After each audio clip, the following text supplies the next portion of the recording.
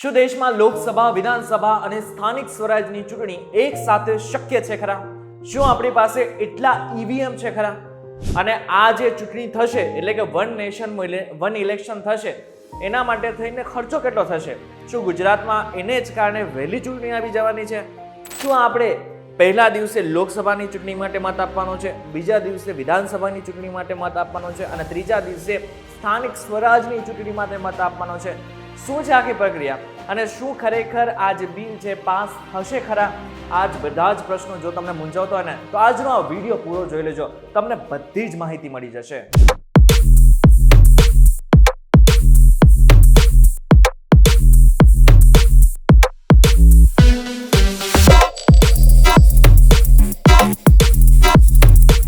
Welcome back focus VTV ગુજરાતી.com તમે જોઈ રહ્યા છો ડેલી રોઝ અને હું છું કરણ ચડોદરા. 26 મે 2014 નો દિવસ દેશના વડાપ્રધાન તરીકે નરેન્દ્ર મોદીએ શપથ લઈ લીધા અને પછી એક ધડાધડ નિર્ણયો કરવા માંડ્યા. પરંતુ આ બધામાં એમનો એક સંકલ્પ 2014માં જ સ્થપાઈ ગયો હતો.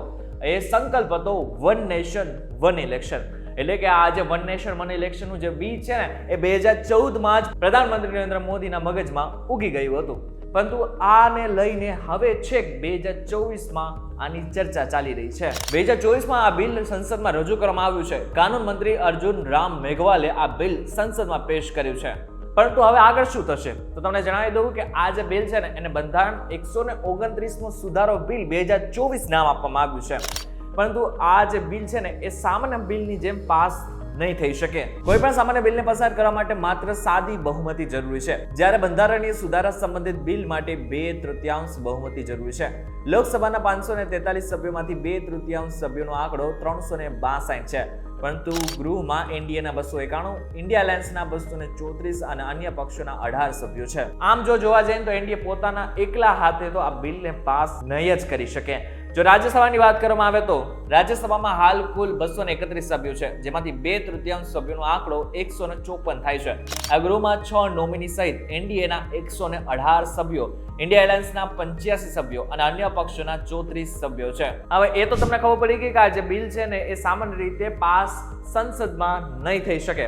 એટલા માટે તો થઈને હવે આ બિલને જેપીસીમાં મોકલવામાં આવશે. જેપીસી માટે કમિટી રચવામાં આવશે, જેમાં જુદા જુદા પક્ષના, જેમાં પક્ષ અને વિપક્ષ બંનેના સભ્યો ભેગા હશે અને એ બિલ ઉપર ચર્ચા કરશે. આ બાદ જે પણ જેપીસી નો રિપોર્ટ હશે ને એ સ્પીકરને મોકલવામાં આવશે. સ્પીકર આ જે બિલ છે ને એને સંસદમાં રજૂ કરશે.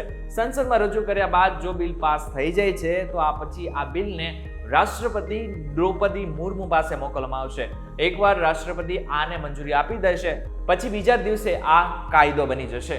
હવે એવું નથી કે ભાજપે તરત જ આ બિલને સંસદમાં રજૂ કરી નાખ્યું છે. આની માટે થઈને પહેલા પણ એક કમિટી રચાઈ ચૂકી છે, જે રામનાથ કોવિંદ એટલે કે આપણા પૂર્વ રાષ્ટ્રપતિની અધ્યક્ષતામાં આ કમિટી બની હતી. જે કમિટી 2 સપ્ટેમ્બર 2023 ના રોજ બની હતી. આ સમિતિએ 14 માર્ચ 2024 ના રોજ રાષ્ટ્રપતિ દ્રૌપદી મુર્મુને એક રિપોર્ટ સોંપ્યો હતો. હવે જે રિપોર્ટ છે ને સામાન્ય રીતે જોવા જાય ને તો કોઈ સાદો રિપોર્ટ નથી.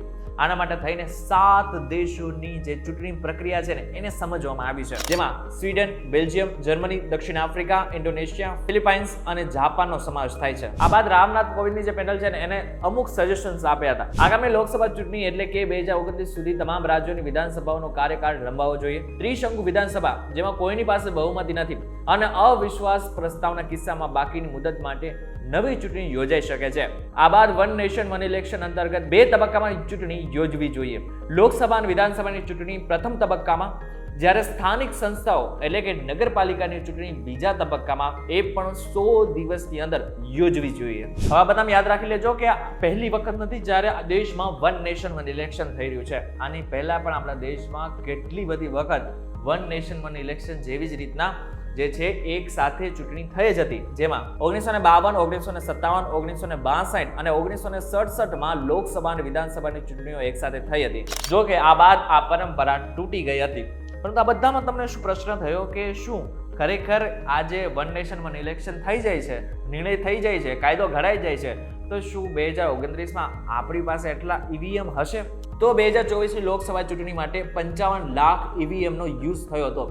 જો વન નેશન વન ઇલેક્શન માટે ઈવીએમના ઉપયોગની વાત કરીએ તો આ આંકડો 1,65,00,000 પહોંચે છે, જેના માટે થઈને અત્યારથી મહેનત કરવી પડે ત્યારે જઈને આવડો મોટો આંકડો પહોંચી શકાય છે. હવે ખર્ચાની વાત કરી લઈએ. આમ જોવા જઈએ તો આનો ખર્ચો બહુ મોટો હશે, કારણ કે એક સાથે લોકસભાની, વિધાનસભાની અને સ્થાનિક સ્વરાજની ચૂંટણી યોજવી છે.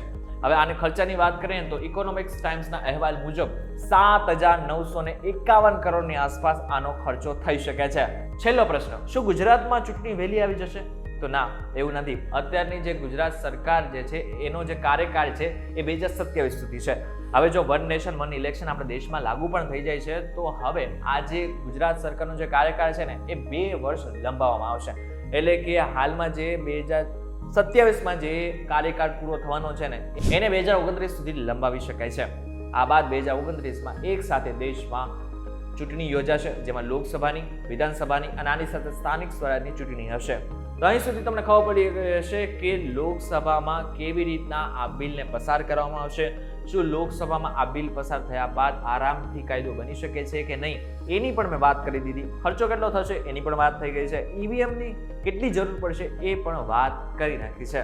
આ વિડીયો પસંદ આવ્યો હોય, તમને કોઈ પણ પ્રકારની માહિતી જાણવા મળી હોય જે તમને અત્યાર સુધી નહોતી ખબર, તો અમને જરાક લાઈક કરી નાખજો, શેર કરી નાખજો આ વિડીયોને. અમારા નીચે કોમેન્ટ સેક્શનમાં તમારા જેટલા પણ મંતવ્યો હોય એ પણ તમે જણાવી શકો છો. ફરી મળીશું નવા વિડીયો સાથે, નવા કોન્સેપ્ટ સાથે. ત્યાં સુધી મને રજા આપો. નમસ્કાર.